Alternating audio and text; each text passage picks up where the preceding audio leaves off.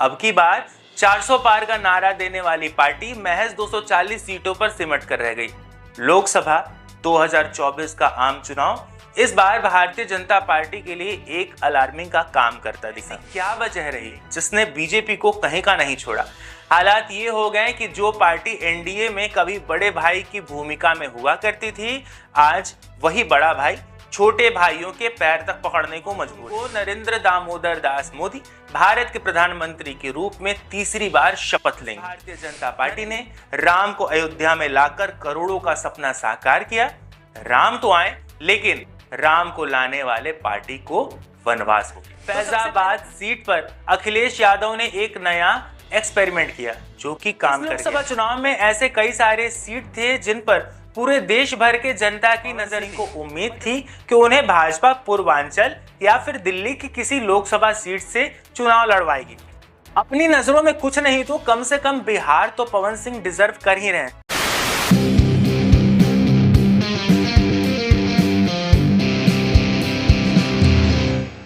एक कहावत तो सबने सुनी होगी कि 24 ही चले छब्बे बनने और दूबे बनकर लौट आए। कुछ यही हाल भारतीय जनता पार्टी का भी हुआ इस बार के लोकसभा चुनाव में। अब की बार 400 पार का नारा देने वाली पार्टी महज 240 सीटों पर सिमट कर रह गई। लोकसभा 2024 का आम चुनाव इस बार भारतीय जनता पार्टी के लिए एक अलार्मिंग का काम करता दिखा। लेकिन ऐसी कौन सी चूक हो गई कि 250 सीटें भी लाने में भारतीय जनता पार्टी नाकामयाब दिखी? इस वीडियो को देखने वाले सभी दर्शकों को मेरा नमस्कार। मैं मृत्युंजय आराम से 2024 लोकसभा के चुनावी नतीजों पर चर्चा करूंगा और आप भी आराम से इस पूरे वीडियो को देखिए और मामले को समझिए। अगर आप मेरे चैनल पर नए हैं तो हमसे जुड़ना ना भूलें। कहते हैं कि उत्तर प्रदेश अकेला एक ऐसा राज्य है जो लोकसभा चुनाव की दिशा और दशा को तय करता है। इस बार के चुनाव में तो यह साफ तौर पर देखने को भी मिला। जिस उत्तर प्रदेश के दम पर भारतीय जनता पार्टी के नेता और प्रधानमंत्री नरेंद्र मोदी हुंकार भर रहे थे, वहां ही उनका आधा से अधिक साम्राज्य साफ हो गया।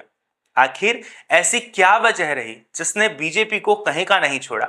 हालात ये हो गए कि जो पार्टी एनडीए में कभी बड़े भाई की भूमिका में हुआ करती थी, आज वही बड़ा भाई छोटे भाइयों के पैर तक पकड़ने को मजबूर है।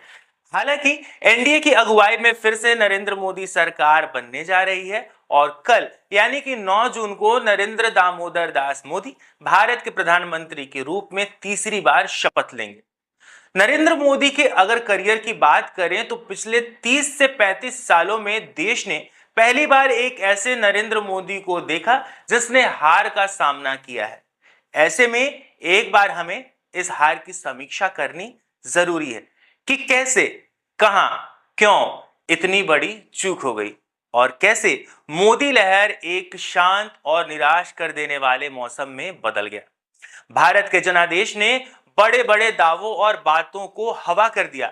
जिस भारतीय जनता पार्टी ने राम को अयोध्या में लाकर करोड़ों का सपना साकार किया, राम तो आए, लेकिन राम को लाने वाले पार्टी को वनवास हो गया। तो सबसे पहले राम जी का नाम लेकर उत्तर प्रदेश से इस समीक्षा की शुरुआत करते हैं और चलते हैं राम जी की नगरी अयोध्या में, जो कि फैजाबाद लोकसभा सीट के अंतर्गत आती है। अयोध्या में रामलला की प्राण प्रतिष्ठा के बाद भारतीय जनता पार्टी को यहां से प्रचंड जीत की पूरी उम्मीद थी। भारतीय जनता पार्टी को लगा था कि अयोध्या की वजह से उसे इस लोकसभा चुनाव में इस क्षेत्र में काफी फायदा होगा, लेकिन कैसरगंज और गोंडा सीट को छोड़कर अयोध्या के आसपास बीजेपी 1-2 नहीं बल्कि 15 से ज्यादा सीटें हार गईं। फैजाबाद सीट पर समाजवादी पार्टी के अवधेश प्रसाद की 54,567 वोटों से जीत हुई। उन्हें कुल 5,54,289 वोट मिले। यहां से भारतीय जनता पार्टी के लल्लू सिंह को 4,99,722 वोट मिले हैं। राम का वनवास खत्म करने वाली पार्टी को आखिर क्यों फैजाबाद के लोगों ने वनवास पर भेज दिया? कुछ तो कारण रहे होंगे। कारण नंबर 1, जमीन अधिग्रहण और मुआवजे का मुद्दा। अयोध्या में बीजेपी की हार की एक बड़ी वजह वहां जमीन अधिग्रहण और उसके मुआवजे को बताया जा रहा है। कई लोगों के मकान दुकान तोड़े गए। ऐसा दावा है कि उन लोगों को मुआवजा तक नहीं मिला। इसकी नाराजगी चुनावी परिणाम के तौर पर साफ देखने को मिल रही है, जिसने विपक्ष को बीजेपी पर हमला करने का बड़ा मौका दे दिया और बीजेपी अपनी अयोध्या सीट नहीं बचा पाई। जहां 4 महीने पहले ही राम जी की प्राण प्रतिष्ठा हुई थी, यहां राम तो आए लेकिन लाने वाले दोबारा नहीं आ पाए। कारण संख्या 2, कार्यकर्ताओं की अनदेखी। फैजाबाद में बीजेपी की हार की एक और बड़ी वजह कार्यकर्ताओं की अनदेखी मानी जा रही है, जिसके चलते पार्टी से सच्चिदानंद पांडे जैसे युवा नेता टूट गए। चुनाव की घोषणा के 6 दिन पहले 12 मार्च को सच्चिदानंद ने बसपा ज्वाइन कर लिया और उन्होंने भारतीय जनता पार्टी के वोट में सेंध लगाकर 46,407 वोट हासिल कर लिए। कारण संख्या 3, ग्रामीण इलाकों में फोकस न करना। भारतीय जनता पार्टी ने अयोध्या धाम के विकास पर सबसे ज्यादा फोकस किया, लिहाजा सोशल मीडिया से लेकर चुनावी प्रचार में अयोध्या धाम में हुए विकास कार्यों का खूब ढिंढोरा पीटा गया। लेकिन अयोध्या यानी कि फैजाबाद के ग्रामीण क्षेत्रों से पार्टी का ध्यान हट गया। यहाँ ग्रामीण क्षेत्रों की तस्वीर बिल्कुल अलग रही। ऐसा माना जाता है कि ग्रामीणों ने इसी आक्रोश में भाजपा के पक्ष में वोटिंग नहीं किया। कारण संख्या 4, अखिलेश की रैली का असर। फैजाबाद लोकसभा सीट में 5 विधानसभा क्षेत्र आते हैं, दरियाबाद, बीकापुर, रुदौली, अयोध्या और मिल्कीपुर। इनमें से समाजवादी पार्टी के मुखिया अखिलेश यादव ने 2 विधानसभाओं मिल्कीपुर और बीकापुर में रैलियां की। यहां उन्होंने जमीन अधिग्रहण, मुआवजे का मुद्दा, युवाओं को नौकरी देने जैसे मुद्दे को जनता तक पहुंचाया और अपनी बातों का असर छोड़ गए। इसका असर देखने को मिला। इंडी गठबंधन को शहर से ज्यादा ग्रामीण इलाकों में वोट मिले, जहां बीकापुर क्षेत्र में बीजेपी को 92,859 वोट मिले, वहीं समाजवादी पार्टी को 1,22,543 वोट मिले। इंडिया गठबंधन को मिल्कीपुर में 95,612, दरियाबाद में 1,31,177 और रुदौली में 1,04,113 वोट मिले। इस तरह फैजाबाद की 5 में से 4 ग्रामीण विधानसभा क्षेत्र में इंडी गठबंधन बीजेपी पर हावी रहा और अयोध्या शहर में इंडी गठबंधन के मुकाबले ज्यादा वोट मिलने पर भी बीजेपी फैजाबाद का चुनाव हार गई। 5वां कारण, जातीय समीकरण और मुस्लिम वोट। भारतीय चुनाव में जातीय समीकरण और मुस्लिम फैक्टर काम न करे तो शायद हैरानी होगी, वो भी उत्तर प्रदेश में। इस बार फैजाबाद सीट पर अखिलेश यादव ने एक नया एक्सपेरिमेंट किया जो कि काम कर गया। दरअसल जनरल सीट होने के बाद भी सपा ने यहां से अयोध्या की सबसे बड़ी दलित आबादी वाली पासी बिरादरी से अपने सबसे बड़े चेहरे अवधेश प्रसाद को उम्मीदवार बनाया। पासी के समर्थकों ने नारा दिया, अयोध्या में न मथुरा न काशी, यहां सिर्फ अवधेश पासी। इसके अलावा सपा कांग्रेस गठबंधन बीजेपी के वोट बैंक को बांटने में भी कामयाब रहे। इस सीट पर करीब 5 लाख मुस्लिम वोटर हैं, वो भी इंडी गठबंधन की तरफ लामबंद हो गए। छठा कारण, संविधान बचाओ का नारा काम आया। फैजाबाद से बीजेपी सांसद और प्रत्याशी लल्लू सिंह ने हाल ही में एक बयान दिया था कि बीजेपी को संविधान बदलने के लिए 400 वोटों की जरूरत है। फैजाबाद में 26% दलितों को शायद यह रास नहीं आया और बीजेपी को इसका खामियाजा भुगतना पड़ा। बीजेपी ने लल्लू सिंह के बयान से हुए नुकसान को रोकने की भरसक कोशिश की, लेकिन नतीजे बताते हैं कि कोशिश नाकाम रही। इस लोकसभा चुनाव में ऐसे कई सारे सीट थे जिन पर पूरे देश भर के जनता की नजर थी। मध्य प्रदेश में मुख्यमंत्री के पद से हटाए जाने के बाद मामा जी यानी कि शिवराज सिंह चौहान भी इस बार लोकसभा चुनाव लड़ रहे थे। मध्य प्रदेश की विदिशा सीट से शिवराज सिंह चौहान ने बम्पर जीत हासिल की। मंडी से कंगना रनावत और मेरठ से राम जी यानी कि अरुण गोविल भी भाजपा की सीट पर चुनाव लड़कर जीत चुके हैं, लेकिन इस बीच भाजपा का एक सितारा न चमक पाया। हम बात कर रहे हैं आजमगढ़ सीट से भाजपा के टिकट पर चुनाव लड़ने वाले भोजपुरी सुपरस्टार दिनेश लाल यादव निरहुआ की, जिन्हें आजमगढ़ की जनता ने इस बार लोकसभा आम चुनाव 2024 में बड़ा झटका दिया। बीजेपी ने इस सीट पर काफी मेहनत की, लेकिन फिर भी यह सीट अपने नाम नहीं कर सकी। इस सीट पर समाजवादी पार्टी के धर्मेंद्र यादव ने जीत हासिल किया है, जिन्हें 1,61,035 वोट हासिल हुए। साल 2022 के विधानसभा चुनाव में अखिलेश यादव ने करहल से चुनाव जीता था और आजमगढ़ सीट खाली हो गई थी। इसके बाद इस सीट पर हुए लोकसभा उपचुनाव में दिनेश लाल यादव ने चुनाव जीत लिया। गौरतलब है कि आजमगढ़ लोकसभा सीट 2022 के पहले से सपा का किला हुआ करता था। जब पहली बार उपचुनाव में निरहुआ ने जीत हासिल की तो प्रधानमंत्री नरेंद्र मोदी से लेकर मुख्यमंत्री योगी आदित्यनाथ ने उनकी पीठ थपथपाई थी। लेकिन इस बार निरहुआ का जादू नहीं चला और यह सीट एक बार फिर से भाजपा के हाथों से निकल गई। बिहार की एक और सीट जो चुनाव में काफी चर्चा में रही है, रोहतास जिले की काराकाट सीट। दरअसल इस सीट पर भोजपुरी सुपरस्टार और गायक पवन सिंह निर्दलीय चुनाव लड़ रहे थे। पहले निर्दलीय चुनाव लड़ने के पीछे की वजह जान लीजिए और फिर जानेंगे कि इस सीट पर क्या हुआ। दरअसल पवन सिंह ने साल 2017 में भाजपा का दामन थामा था। 2019 में तो भाजपा की तरफ से उन्हें लोकसभा चुनाव लड़ने का मौका नहीं मिला, लेकिन 2024 में भाजपा ने पवन सिंह को बंगाल के आसनसोल सीट पर चुनाव लड़ने का ऑफर दिया।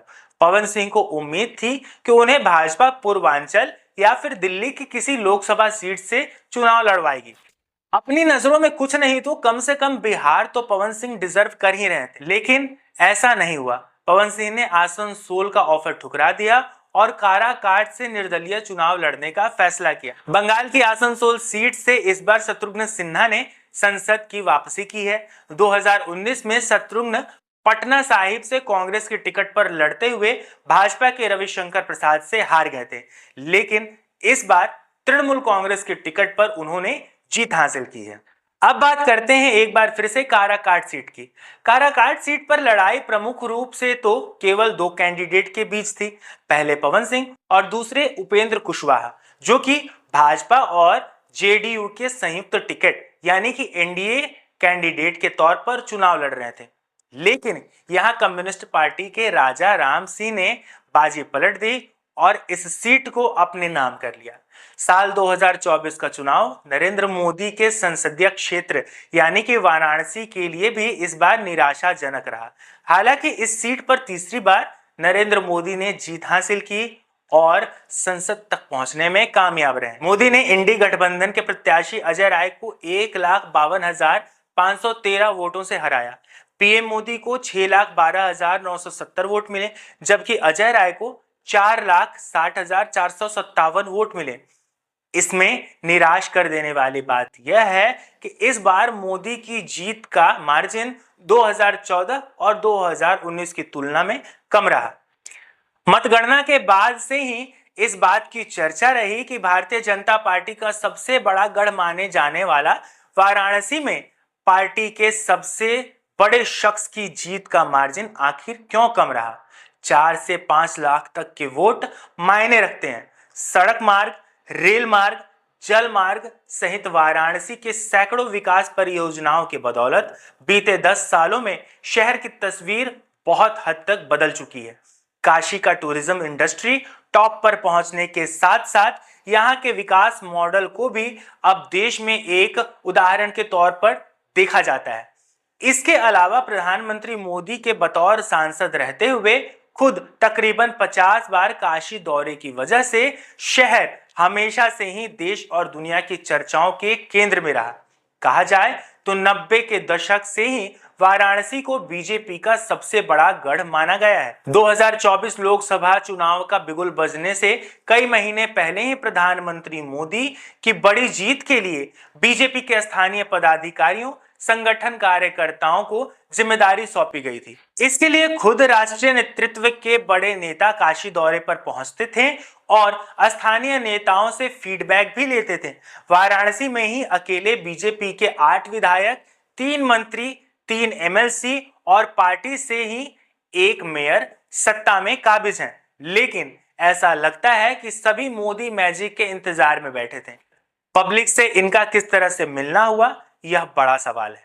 आपको बता दें कि वोटिंग से कुछ ही हफ्ते पहले प्रधानमंत्री मोदी ने वाराणसी के बीजेपी नेताओं के साथ बैठक करके साफ तौर पर कहा था कि हमें अच्छी तरह से पता है कि काशी वालों का आशीर्वाद हमें जरूर मिलेगा, लेकिन हमें अति आत्मविश्वासी होने से बचना है। लेकिन यहाँ ऐसा लग रहा है कि भाजपा के कार्यकर्ता और पदाधिकारी अति आत्मविश्वास का शिकार हो और खामियाजा नरेंद्र मोदी को भुगतना पड़ा। हालांकि भले ही जीत का मार्जिन हैरान कर देने वाला हो, लेकिन काशी की जनता का आशीर्वाद लगातार नरेंद्र मोदी के साथ ही रहा। अब 2024 लोकसभा चुनाव की बात हो रही है तो बंगाल कैसे पीछे छूट सकता है। बंगाल के नतीजे भी इस बार बीजेपी के लिए कुछ ठीक नहीं रहे, यानी कि 2024 लोकसभा चुनाव में भी ममता दीदी ने यहां खेला कर दिया। बंगाल में बीजेपी को पिछली बार के मुकाबले 6 सीटें कम मिली है। जिस पश्चिम बंगाल से भारतीय जनता पार्टी के सभी आला नेताओं ने 25 से ज्यादा सीटें इस बार जीतने का दावा किया, उसी बंगाल में भारतीय जनता पार्टी 12 सीटों पर सिमट गई। बंगाल में भारतीय जनता पार्टी को पिछली बार के मुकाबले 6 सीटें कम मिली है।